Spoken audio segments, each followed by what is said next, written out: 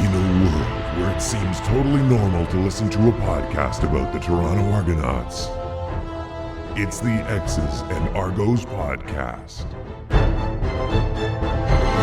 Welcome to the X's and Argos podcast, brought to you by Funny Bone Broth. My name's Ben Grant, joined as always by JB, and this is the post-CFL Draft spectacular episode where JB and I are going to go through every single one of the Argos picks. We'll really focus on those first few rounds because that's really how you gauge most CFL drafts. But of course, we will talk about all 9 selections the Argos made throughout 8 rounds of the 2022 CFL Draft. JB, this did not go as expected.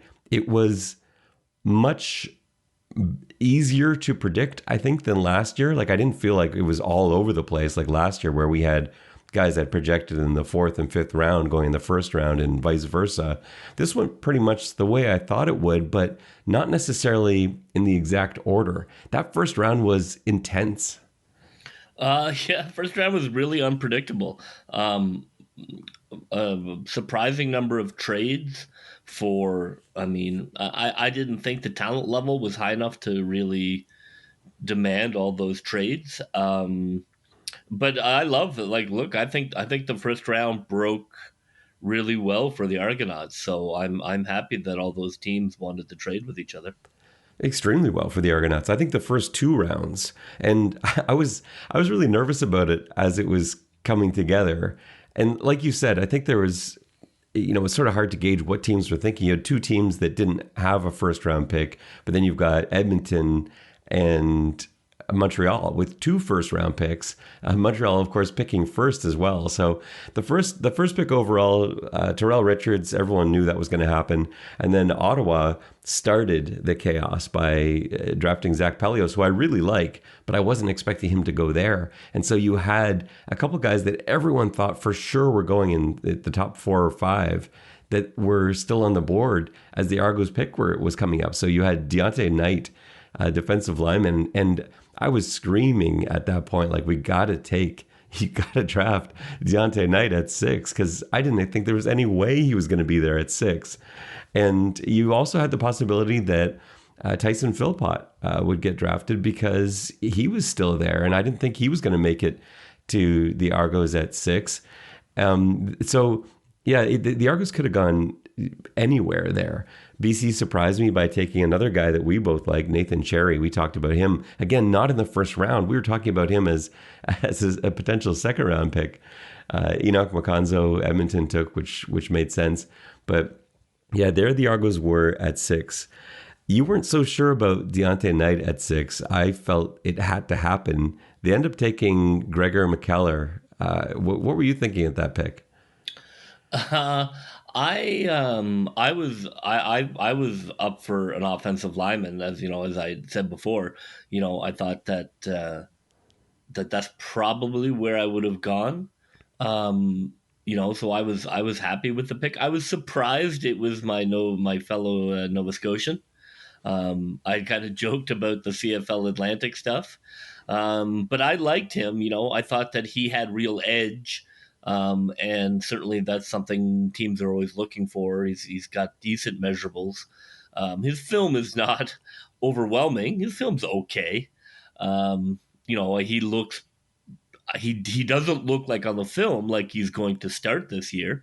But I was surprised. I had them taking him, but with their first pick in the second round potentially. So it was a little bit early for me, but I can get behind him. Yeah, I felt the same way. He was my number 1 graded run blocker, but I wasn't so sure about him in pass protection. Now, to be fair, he's playing left tackle at St. FX, and he's not going to be a left tackle in the CFL. They're going to move him inside. I'm almost sure. I think he's going to be a guard. So he's 6'3", 322. The thing that you notice about Vince Magri and the scouting staff, like, they love guys that are mean. You look at Bladek and DeCastro and Blake, like those guys on the field are just so nasty. They're not guys you want to line up against. And McKellar is the same thing. I was just looking through my notes when I first started looking at his film way back when, the very first thing I wrote was so mean. Period. Yeah. which Yeah. it just comes off right away. Like he, in every play, it's like he knocks a guy down to his knees, then takes a few steps back so that he can run into him and plow him into the ground, and then elbow him in the neck or something. I love that. A guy that nobody wants to go up against is a guy that you want on your team. He's a decent athlete. His feet probably aren't fast enough to play tackle, like I said, but man, he's powerful. 24 bench reps. He's smart too. You watch some of the blitzes that AUS teams threw at him. He's great at picking up twists, good at communicating. So I have a lot of faith in the Argos in terms of drafting offensive linemen. I like the guys they've got on their team, and so he's someone that I don't know. Like you say, I can't tell. I want to see him. I'd like to see him in that guard spot in training camp, and that's going to give us a really good indication, because you think about that left guard spot. We've got Philip Blake, who's turning 37 this year.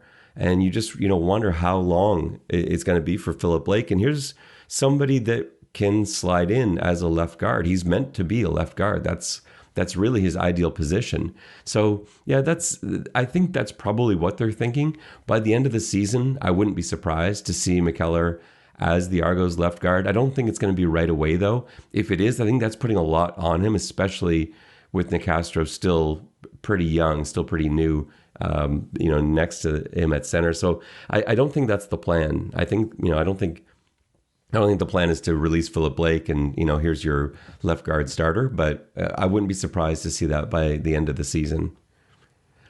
He had sort of an interesting path. Like you say he is an East Coast guy, but he went to St. Andrews College in Ontario and was thought to be the best offensive line prospect coming out of high school. He was on that Team Canada under-18 team, ended up getting a D1 scholarship to Rice, NCAA scholarship to Rice in Houston. He came back to Canada, ended up at FX. He is a little older.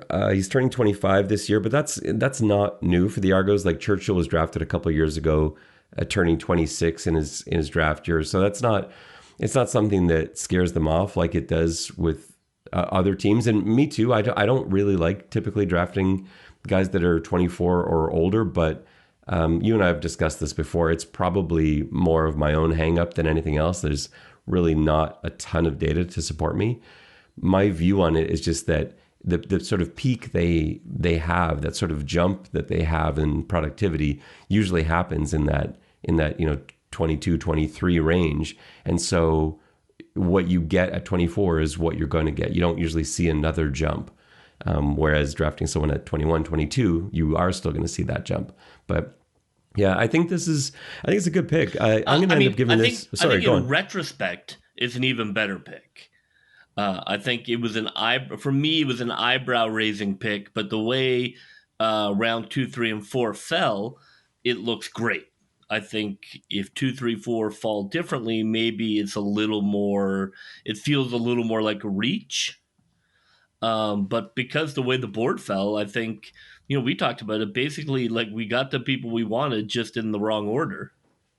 Yeah, because I would have exactly. So the main thing, the guy I absolutely wanted in this draft was Daniel Adeboboye, and we did end up drafting him with the third pick that the Argos had, second round pick, and he was a guy that I was considering at 6 because you just didn't want to miss. It was such a big thing because there was no other running back in this draft that was going to be able to get out there and contribute this season, but maybe ever as a ball carrier.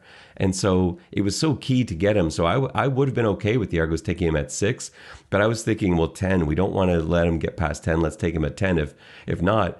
But yeah, I didn't know what to do with myself because with Deante Knight on the board at 6, I'm like, well, we got to take Deante Knight. They draft McKellar, which I felt was a reach, and then at 10, Deante Knight's still sitting there at 10. Like, well, you've got to take Deante Knight, but now what about Adeboboye? Now you may not be able to get him. So to get Knight at 10 and then Adeboboye at 15, it was perfect. Like the Argos must have been celebrated. There's probably champagne in the Argos offices after the second round. Crushed it. Those 3 picks, I think, are as good as you could hope in terms of maybe not the highest ceiling of anybody's draft class, but certainly the best floor. Like I think that you look at those three, I think you're looking at three CFL players, and if you can draft three CFL players, that's great. My knock on McKellar, I guess, is that I would have taken Noah Zaire in that spot. If we're going to go O lineman, then I would have taken Zaire. It's probably like we talked about, right? I mean, again, it's a conversation about,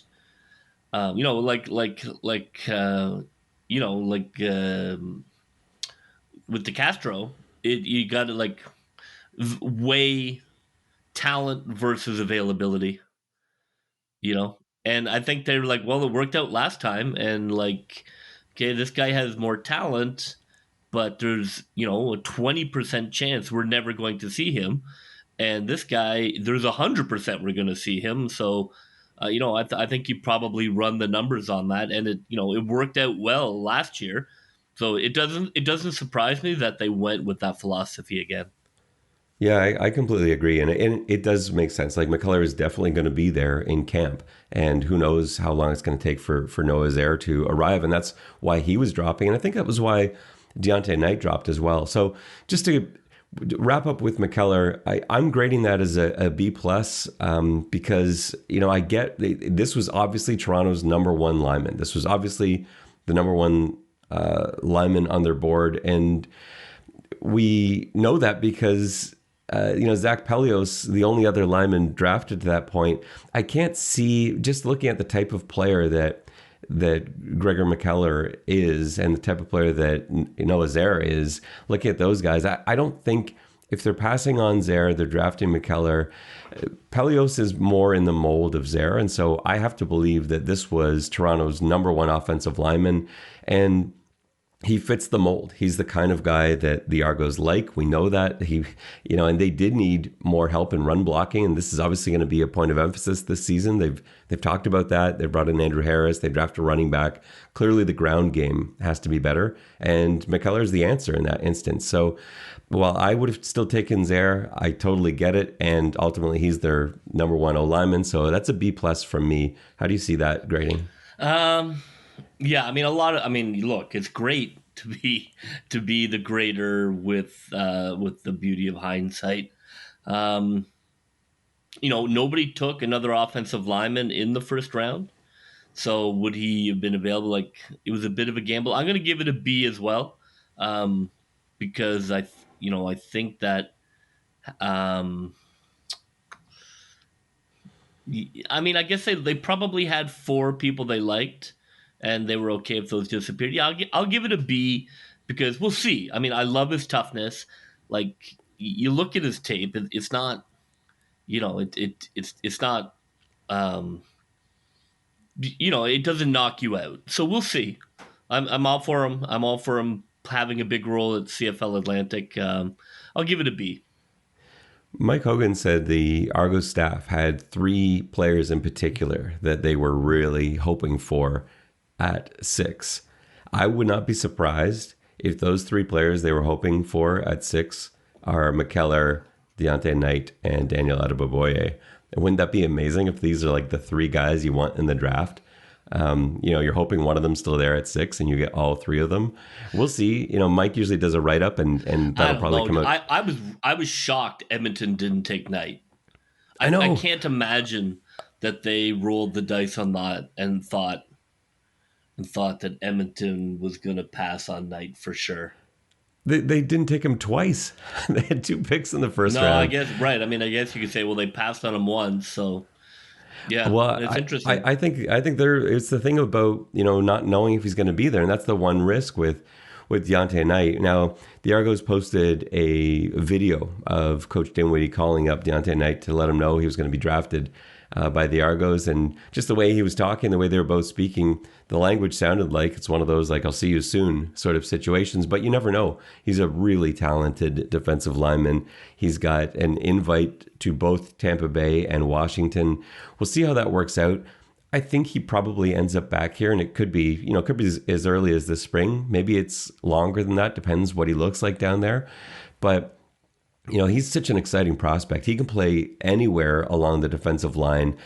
Now, I think he can play outside. The TSN guys seemed pretty determined that he could only be an inside guy. I know he's big. I know he's 6'3", 278. That'd be a very big man to be on the outside, but he's really quick. I think, it depends on, situationally where you've got him. He's not a guy I would necessarily send flying around the edge, but he can play really disciplined defense, and he has played every spot. At Western, they line him up in a wide nine. They'd line him up, right over the center. They line him up as a 3-tech. When they sort of go multiple, you sometimes see him as a tackle in that 3-4 look. And it's a cool situation defensively because Coach Mace, who loves defensive line, like this is going to be his guy. This is his guy to work with. You can do anything with him, and so I think you can put him outside, and I think he could get on the field really quickly. I think he's just about ready to go. 10 sacks in 10 games this year. He had 13 tackles for a loss in those 10 games. He won the most outstanding lineman award for best offensive lineman in Canadian University football. His dad's got the football gene going as well. His dad played at Virginia Tech. Also had a 2 or 3 year CFL career. I think he played with the Bombers and the Lions. So this is a guy that's going to stick around in the CFL if he gets here. So at 10, what a pick. Yeah, I mean, I like it. I know when I looked at him pre-draft, one concern I had, which maybe other teams shared, is he's almost a tweener. And so if you as an organization feel like he's inside and he's not outside, the 10 reps is not great. His bench press numbers are not poor. Great because like generally speaking, like reps are a measurement of commitment because you're being tested. Like it's not like a surprise test. There's going to be a test. You're going to be evaluated on it. Are you in the gym preparing for that test? Like 10's not great. 10's like natural. Like 10's like you didn't work out for the combine, and 10 is not to harp on it, but 10 is not enough for the middle. It's a really weird number, and I would like to know what's going on with that because that's only 2 more reps than Jalen Philpott, who's 190 pound. That's what I mean. That's a wide receiver. Receiver number. You look at other D linemen, 25, 27. Like D line should be.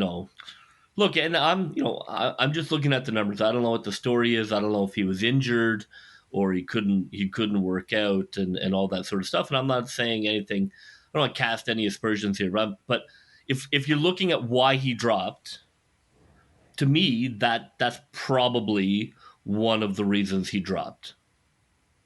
Now, the numbers I do really like are running a 40 and just about 5 flat as a near 300 pounder is awesome, especially a 300 pounder who's 6'3", not 6'7", where it's a little bit different.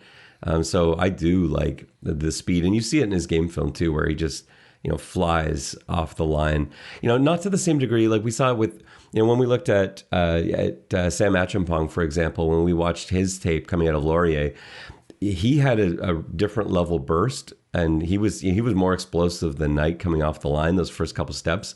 But Knight's got some different measurables that Sam Acheampong didn't have, and Sam was never projected to go first round or top 5. In that draft because he didn't explode off the page the way that Deante Knight does. But yeah, it is a weird thing. I don't know what the story is, and I wouldn't mind finding that out. But maybe that was a concern as well. But I think you look at his frame; he carries his weight fairly easily. I feel like he could add if he needed to bulk up and improve his strength. And we talk about the bench number being bad, but you watch his tape and you don't see a lack of strength in his tape. Now, part of that might be because he's so much bigger than a lot of the guys he's going up against, and he's coming in so explosively. There's sort of a matter of physics. But I think that's a very misleading number. I see him as a much stronger football player than is represented in that bench number. Because some guys also don't weight train traditionally. talked about, like, Adrian Belly, for example. You ask him how much he could bench. He never had any idea, because that wasn't the way that he worked out. He did a lot of different style training, and it wasn't just sort of strict bench, squat, clean, and deadlifts and stuff like that. So who knows what his training regimen is like. Maybe he focused on his 40 and really wanted to get his time down. But yeah, we'll find out, I guess, as time goes on. We'll get to ask these questions. So how do you grade Deante Knight at 10? Well, I mean, he's got he plays for Western, so that's obviously one of the top programs in the country. He was well recognized. His film is impressive. I think I would give it. I'd give it a B. I'm not going to give it more than a B, because I want to know why Edmonton passed twice on him. Yeah, but that can't I be want your to know. reason. Yeah, it is my reason. Look, like, why doesn't Coach Jones want him? Well, the Coach Jones does a lot of things I don't understand. Doesn't mean you have to rearrange your world. That's my grade. Okay, well, I'm giving this pick an A+. I don't think to get Deante Knight at pick 10, to get him at pick 6, I would have given an A+. To get him at 10, he was my second graded player in the draft for the Argos. He was number 2 on my board. After Richards, who we knew was going to go first overall. And so to get a player like that at 10, you can't get better than that. All right, let's go to pick 3. So this is mid-second round. And man, I was stressing as those last few picks came in. Fortunately, I didn't see any of the teams ahead of the Argos drafting a running back. It just didn't make as much sense for any of them at that stage. Where I was worried was when Winnipeg came up. Pick 13, 2 picks ahead of the Argos. That's where I thought, that's a team with that same philosophy. They've gone with the Canadian running back thing. I was worried about that. I wasn't worried about BC or Calgary. I didn't see them doing that. But once Winnipeg picked Terrell Ford, I breathed a sigh of relief. And then 2 picks later, the Argos picked Daniel Ababoye. So let's talk about him. The benefit to drafting a Canadian running back who can actually see playing time carrying the football, and who can legitimately, not just on paper, but legitimately be a backup for Andrew Harris as a Canadian, is huge, because you can make that spot a Canadian spot, freeing you up to play an American somewhere else. So that means you can play one less Canadian receiver if you want to. You can play one less Canadian, whatever it is, lineman. And so that's massive. And I think Toronto probably looked at Winnipeg these last few years, Winnipeg winning these Grey Cups, and sort of look at how they've done things, and having 3 Canadian running backs on their depth chart. So even when Harris went down, that you've got Oliveira right there who can step in, and there's very little drop off. And Toronto probably looked at that and like, we want that. And so part of the motivation in getting Harris, maybe all along they were looking at getting a Canadian running back to back up, and Adebayoye is perfect for that. Yeah, so, I love that pick. I love the value of the pick. I love the mid round of it. It checks a couple of boxes for me. I love when teams look at champions and then try and do what they do. I find it so rarely in sports. You're like, they're winning. How do they do it? And then you're like, oh, let's try that. So I love that idea. I love looking at teams that are really successful and, trying to emulate what you can. Some things you can't, you can't be Mike O'Shea, right? But you can look at how they are stacking their team or where they're putting the Canadians. And so I agree with you. I love the idea of, you got Harris, and they talked about it on the broadcast, and you teach him the ropes and he can see how it's done. I think it makes perfect sense. The signing of Harris and the drafting works really well together. And I love, that this is a decision that's really going to impact the team this year. I think that I'm really happy that they chose somebody who's going to contribute this year. I think, again, this is, we're all in here. And, they didn't pick a long shot or somebody who's really going to kind of be buried on the depth chart. I love the pick. I think I think at that place, A+ for me. And you got to love that he had 28 bench press reps, the most in the entire combine Maybe as he a can play some 218 defensive pound line.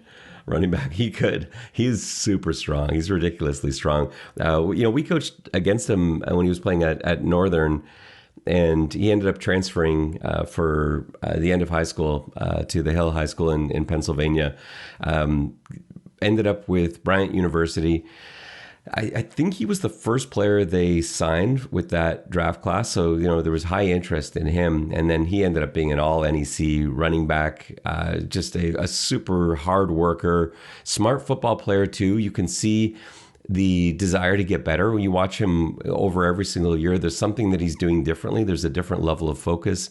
There's still some things he needs to work on, but there's nothing glaring. And these are things, like they said on the broadcast, that he can learn from Andrew Harris. Pass protection, for one, that's something that he's going to get better at as it goes. Of course, that's the biggest thing for rookie running backs, right? It's what keeps them off the field most times for year one.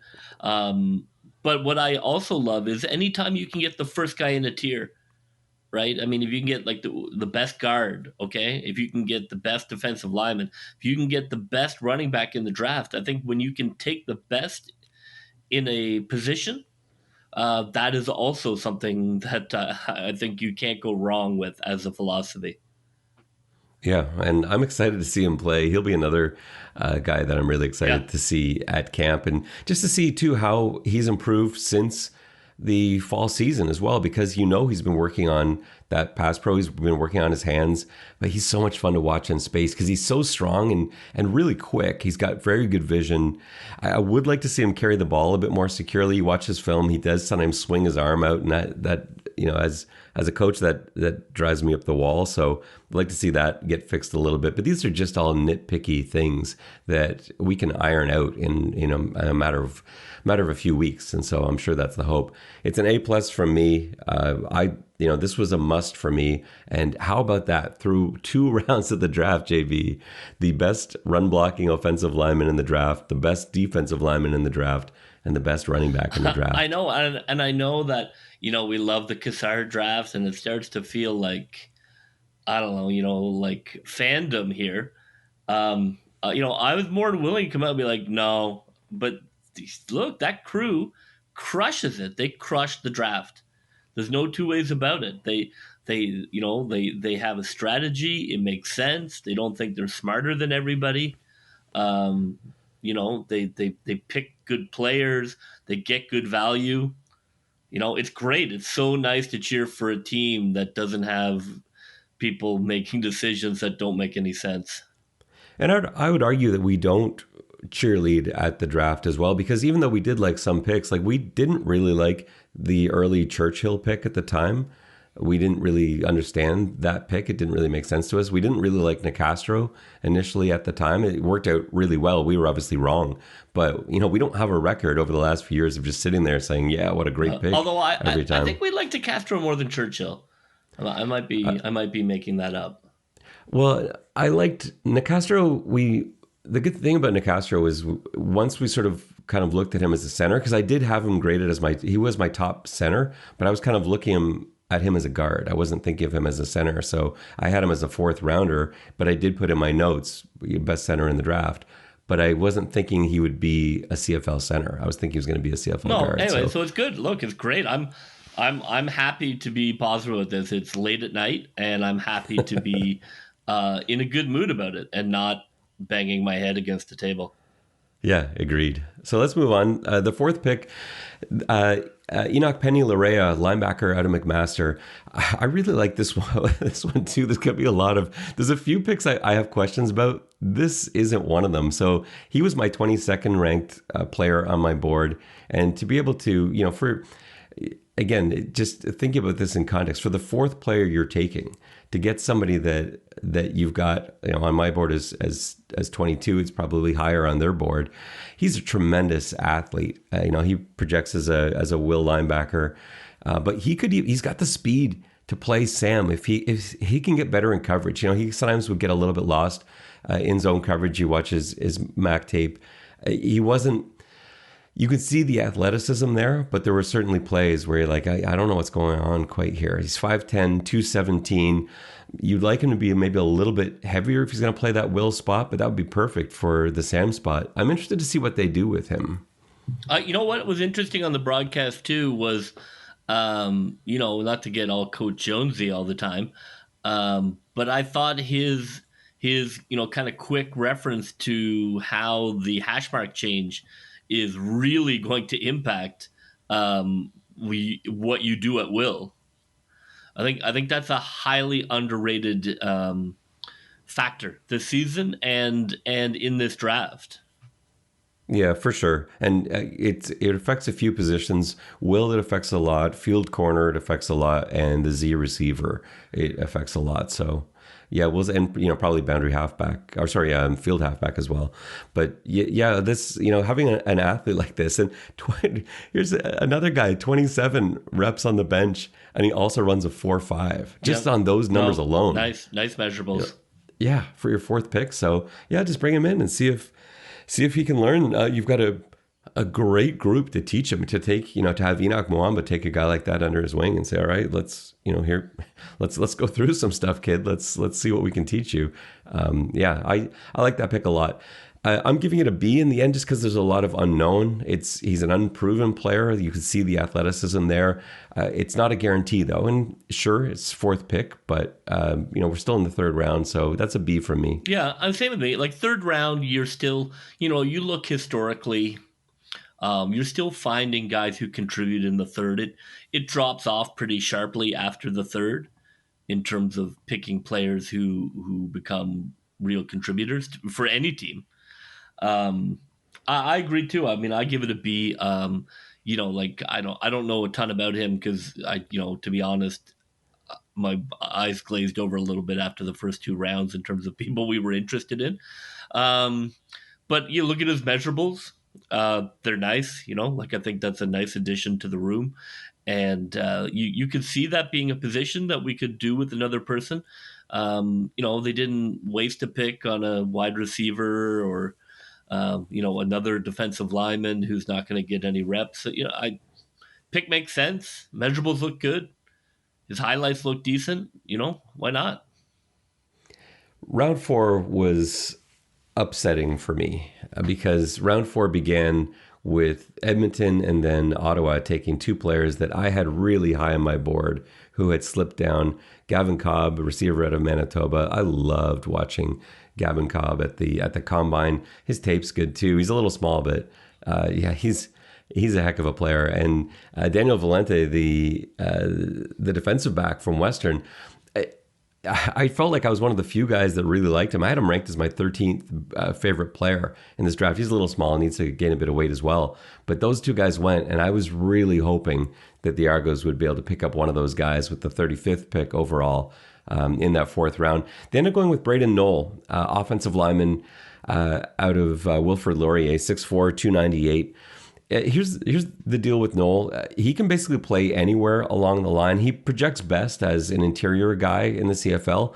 But I like linemen at this stage, again, fourth round guy that can play really any spot. He's fast. He's strong. He crushes guys. I love seeing him pull and just absolutely flatten people. He's got a bit of that mean streak thing. Not the same way. He's not to the degree that McKellar seems to want to tear people to pieces on every play. It's not quite that.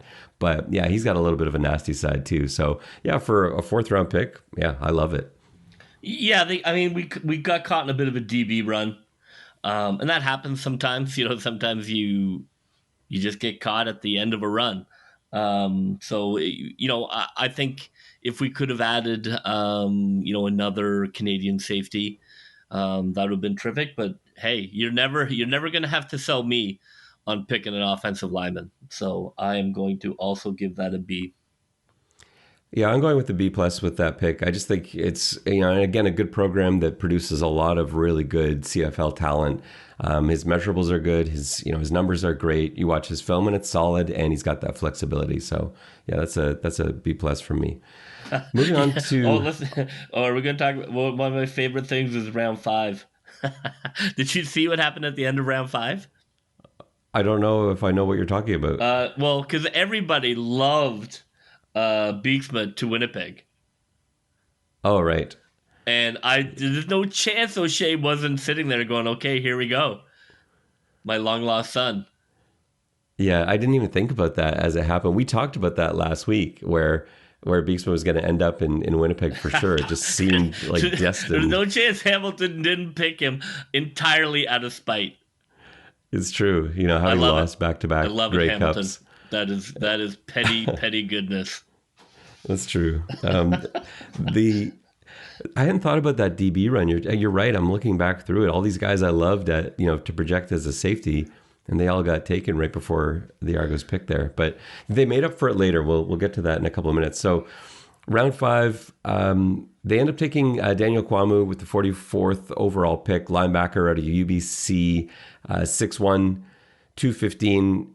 He had an amazing Western Combine showing. And then I believe he suffered an injury. I'm not sure on this. And so, don't quote me on that. I think he suffered an injury during this past season. He was only able to play a few games. And then I believe he was injured again after the Combine. I don't know if it was, training injury or what. I don't even know for sure that he was injured. I just think that is what happened. But at the Western Combine, his numbers were fantastic. He ran a solid 4.9, 33-inch vertical, 7.27 on the 3-cone. And, for a middle linebacker type, 6 feet, 221, I really like how he moves. There are a few problems I have with him on film. Sometimes his pursuit angles aren't there, where he's just kind of misjudges things and hesitates sometimes too. I really had some issues with his goal line play, where he just, instead of attacking where you have to when the ball's that close, you just sort of wait to try and see the play develop, and you can't do that in certain situations. But aside from those little things, for the stage that we're talking about here, the 6th pick, 5th round, I think this is a really interesting guy to take a look at, and we'll, hopefully he's healthy and can show the Argos what he has in camp, because I think there's some real potential there. So at this stage of the game, that's a B+ from me. Yeah, I like it. At this point, I would only basically sort of not like picks as opposed to like it. I think, his measurables look good. He's has the potential to be a contributor on special teams. I'm all for building up the special teams. I don't think he's going to push, the linebacker room. But it's an interesting position. It's a little unsettled. Might be the most unsettled position on the team.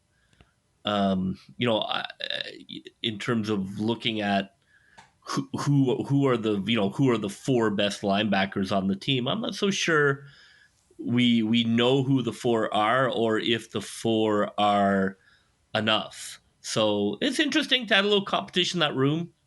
I think the fact they drafted 2 linebackers is, suggests that that's an area that they felt like there's still room to kind of move around a little bit. The fact that they didn't have any interest in wide receivers makes sense to me. That room is jam packed, as we saw, 2-packed. And you can stack linebackers, in terms of guys you're dressing. Like you always have a ton of will linebackers, especially because those are your special teams guys. I think some depth there makes sense, and we'll see. Like, again, I think it is an area I have some questions about when we get into camp. Maybe like I said, maybe the most questions. Do you have a grade on that one? Yeah, I think a B is fine there. I mean, I don't want to be too boring about this, but I can't give it more than a B, but I like it. I like the position. It wasn't a mistake positionally from my perspective, so I think it's good. We move on to round 6, the 7th pick for the Argos. This to me was the steal of the draft. So they drafted Eric Sutton, defensive back out of Texas State. Not a big guy, 5'9", 175. I absolutely love this pick. He was one of the guys that I had highlighted. I've been talking about him. I talked about him on this show, and every podcast that would let me talk about him, I talked about him. Here's what I like about him. So yes, he's undersized. However, he played 4 seasons at SMU, first of all, And he was playing in those first few years at 155, and he was still playing elite football. He does not miss a tackle. He crushes it on special teams. He's super fast, and he's been able to maintain that speed even though he's gained a lot of weight. Weighing in at 175 for his pro day, still super fast, and he's played everywhere on the defense. So you could put him anywhere. Now, I'm thinking of him as a Sam, but if you wanted to stick with that idea of having three guys competing for the safety spot, he can play there too, because he's played safety, he's played nickel corner, he's played corner. Anywhere you want to play him, you can. But yeah, for me, he's got Sam written all over him, but I would be perfectly fine with him at safety. And his dad played for the Rough Riders. He was born in Regina. That's sort of his story. And yeah, I like it. I liked it too. I mean, I know he is lighter, but I think that's a way that a number of teams, even in the NFL, are heading. Where you're looking at guys who are pure cover guys and not necessarily like in a cover two mode where they're there for run support. You bring him in to cover pure speed. So I think that's good. I think again, I'm all for drafting guys in the later rounds who have one elite skill. And, I think his speed is absolutely elite. And, so like that was my request, and request fulfilled. So I am going to give it an A.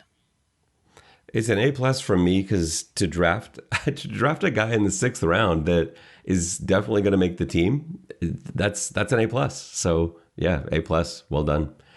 7th round, 62nd pick overall. I was kind of struggling at this point, looking up and down my draft board. The picks were coming so fast and furious. I was having trouble keeping up, and I kept missing guys that I thought were still available. The Argos end up drafting Chase Arsenau, tight end from McMaster, and it does seem funny to sort of see tight end on there. But this is when you draft your tight ends, Hamilton Tiger Cats, for future reference, because it's a position we don't typically use in the CFL. But this is going to be sort of that fullback, H-back hybrid role that he's going for. Chase Arsenault is 6'4", 237. A little bit of an older player, like some of the other guys that the Argos have drafted coming into camp. He is, I think, 24, I believe, turning 25 this year. I think that's right. And if he makes the roster, it's going to be as a blocker. He is fast for his size, changes direction really well. Needs to improve his route running, though, just if you're looking at him as a receiver. I don't think the Argos are. They don't typically like to target their sort of fullback hybrids, as much to my chagrin, because they're always wide open, but they just don't throw the ball that way much. So it's just going to be as a blocker. If he comes into camp and can really show something sort of as a fullback in a fullback role, then he'll make the squad. And if not, maybe he can catch on somewhere else. So, I don't know what you're really looking for at this point in the draft. I'm going to say a B+, just because I didn't really know what else to do with it, but it also didn't blow me away. Yeah, no, I'm going to go back to my B. I didn't give, just to jump back to the previous round, I didn't give an A+ because it is interesting. I think it's interesting that Dalkey went right after last round, because I liked him as well. So it's always interesting to see, who's better between those two guys when they're back to back. But no, I think a B is fine there. He doesn't really have anything that jumps out. It doesn't seem, like it wasn't a wide receiver per se. Wasn't somebody who, wasn't a kicker. I guess I didn't feel it was a redundancy, so I'm going to give that a B. And in round 8, with the last pick, their 9th player, I know when I was on the Fancast a couple of days ago, they were asking, is there any chance the Argos take John Mechie here, just because they've got his brother on the team? Is there any chance that with that pick, because that's where you do it if you're going to do something like that? I still think it's weird that Lucetta was taken in the 2nd round by Ottawa. It's so high for me for a guy that, I guess they figured that pick's found money. I guess so, as a regional or territorial pick. Yeah, I guess. But yeah, to me, I think this is the round you do it in. The Argos did not go that route. They end up taking Michael Pizzuto, defensive lineman out of Ottawa. He's 6'3", 260. He's a good player. And I think they're just going to see if they, basically got, won the lottery on it, because anyone that turns into anything in that last round of the draft is a huge win. So he was a U Sports East-West Bowl selection. So you're dealing with a level of talent. His play is good. It's consistent. Not numbers that blow you away, but yeah, he's a good player. So bring him into camp, see what he can do, and yeah, if he's able to do anything at all, then it's a huge win as an 8th round draft pick, 9th player that you've selected overall. Yeah, I mean, the Mechie obviously is, although I think you and I both enjoyed his. He doesn't seem like he's necessarily super happy currently. So I don't know what to make of that. I'm not sure who he thought he was going to end up with, but I mean, that's just throwing away a pick. I mean, he is never playing in the CFL. He's a Lion, right? Detroit? Yeah. Mechie, yeah. He is that's never right. playing in the CFL. Not tomorrow, not next year, not 10 years from now. So I don't know why. I mean, I'm all for lottery tickets, but that's not a lottery ticket. That's just a piece of paper you found on the floor. So that piece of paper is not going to win. So you are in favor of taking Michael Pizzuto over John Mechie? Well, I think if you put them head to head, you got to go Pizzuto every time.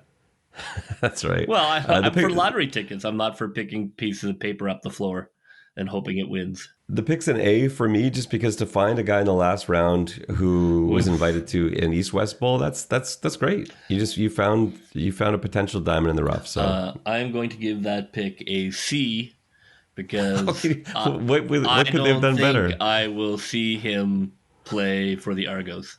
We're making puns now, are we? Well, one of us are. All right. So draft grade overall, for me, you got to weigh the first 3 picks the most heavily. That's really where the draft is going to be made. Maybe you include Enoch Penny-Larea in there as well. But for me, this is an A draft. I think they nailed it. They absolutely nailed those first 3 picks, and we can nitpick all we like, but to end up, if you'd said before the draft, you give me those 3 players, we come away with Deante Knight, Daniel Adeboboye, and Gregor McKellar, would you be happy with that draft? And I would run with that. 100%. I give that an A as well. I like all 3. Like I said, I think that other classes have higher ceilings, but I think all 3 of these are going to play in the league for 5 years. I think it's a great championship team draft. You didn't need to take huge swings. You have a good roster. You're just looking to add talent. Loved it. Look, I didn't think it was, I don't think it is fluke. I think that, I think that brain trust that is running the Argos knows what the hell they're doing, and it's a pleasure to watch them.